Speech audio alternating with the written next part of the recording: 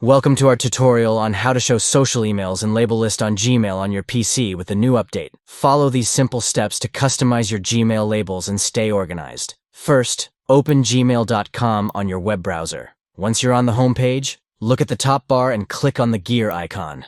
This will open up a drop-down menu with various options. Next, click on See All Settings to access the full settings menu. This will take you to a page where you can customize your Gmail account to your liking. Now navigate to the Labels section on the Settings menu. Here, you'll see a list of all the labels in your Gmail account, including categories like Social, Promotions, and Updates.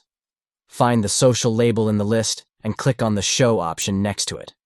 This will ensure that all your social emails are displayed in the label list on the left-hand side of your Gmail inbox.